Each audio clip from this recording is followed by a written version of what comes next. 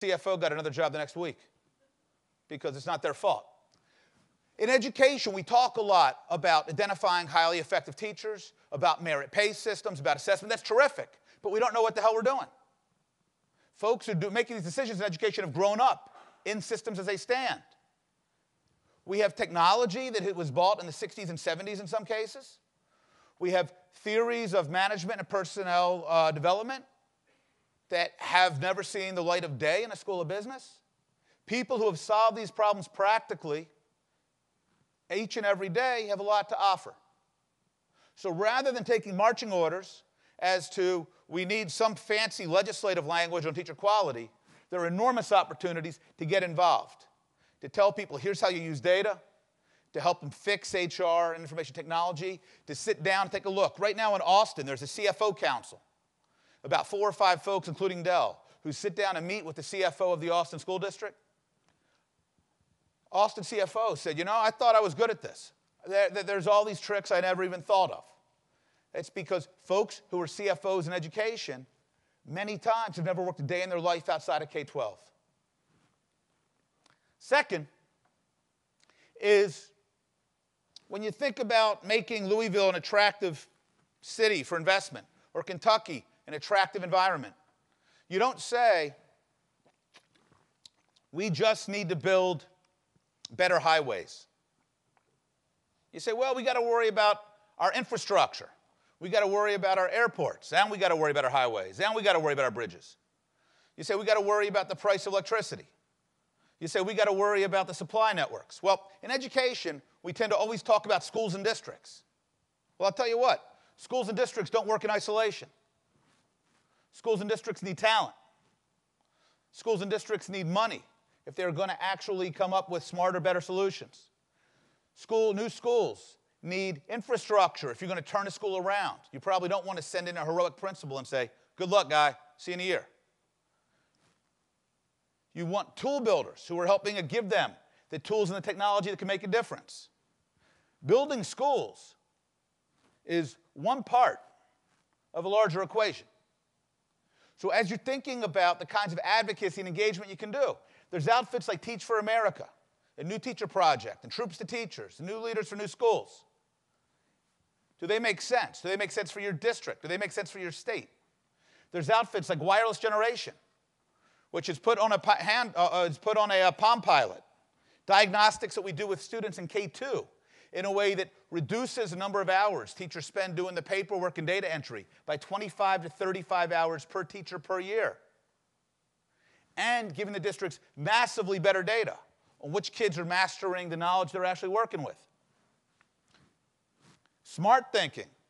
If you have trouble getting your kids the math instruction they need, Smart Thinking offers 24/7 tutoring in 24 subjects, from basic math to calculus. How do they do it? They got Ph.D.s in New Delhi who will tutor kids one-on-one with the whiteboard for about 12 to 14 bucks an hour.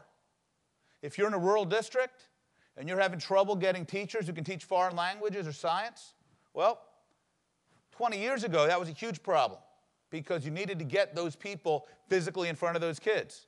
We got new tools at our disposal. Some of you guys probably Skype on a daily basis with vice presidents who are in Belgium or Bangalore. Well, why the heck can't we think about how do we use that to solve problems? It's not the way districts do business.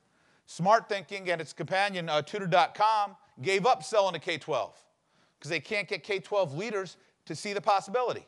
Tutor.com has sold to 1,800 libraries in the U.S. military. Smart Thinking sells 10,000-hour increments to the Florida Community College system.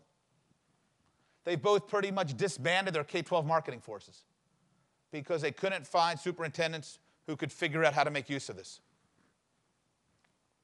We talk a lot about certain innovators in education. Teach for America is a big name.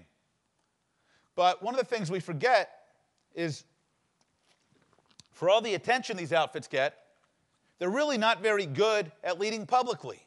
If you're Teach for America, you have to get your teachers accredited through colleges of education. That's the way licensure works. In states that have charter schools, outfits like the KIPP academies have to play nice if they're going to get facilities and funding and aren't going to have the local school districts declare war on them. So these guys tend to be a little namby-pamby. Go look at their public remarks. You know who doesn't have to be namby-pamby? The business community as a whole.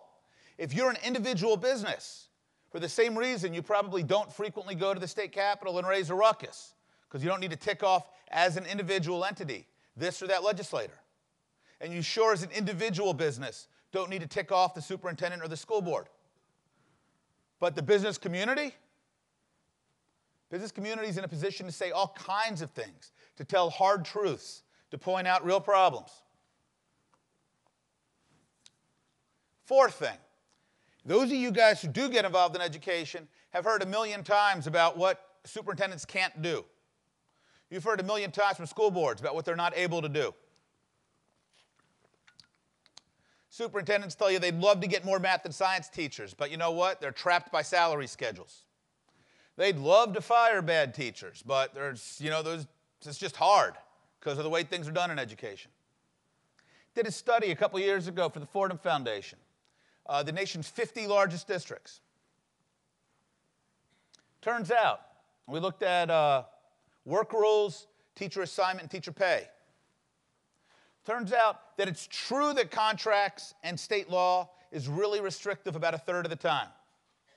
It's true that about 15% of the time it's reasonably flexible. About 55% of the time, probably no surprise, it's ambiguous as hell. You either have language which doesn't tell you exactly what you can and can't do.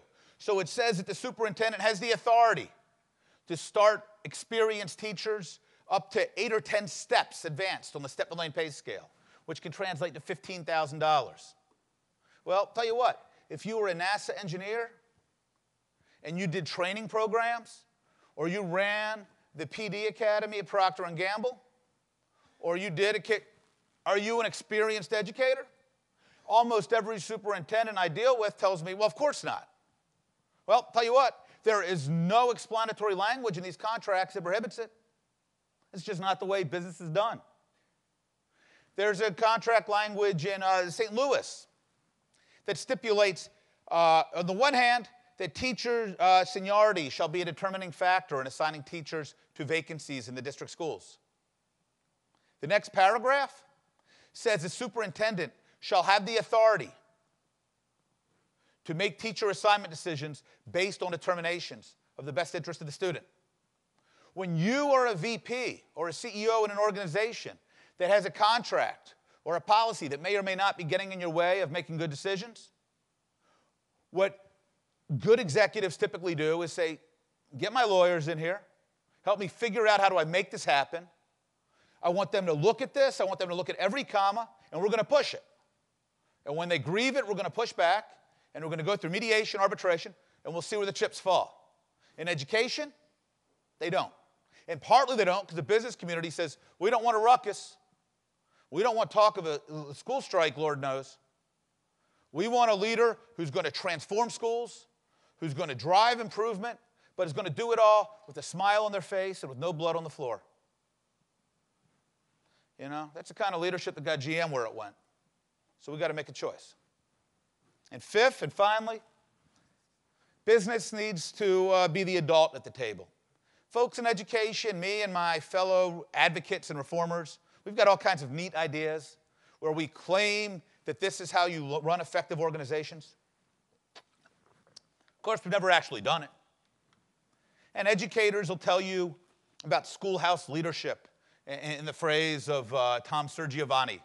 And they'll hit you with all kinds of special education paradigms, which are the way we teach leadership in education schools. But we get some real silliness. No Child Left Behind? No Child Left Behind judged whether schools were making adequate yearly progress or not based on the test scores of those kids at the end of a year. Well, I'll tell you what. World Health Organization doesn't figure that you're a better doctor in Boston and Bangalore because you got a lower infant mortality rate. They're kind of aware that there might be a couple other things going on. And a good judgment of whether you're a good doctor is probably, are your patients better for your care? Like I said, I'm a pro-test guy.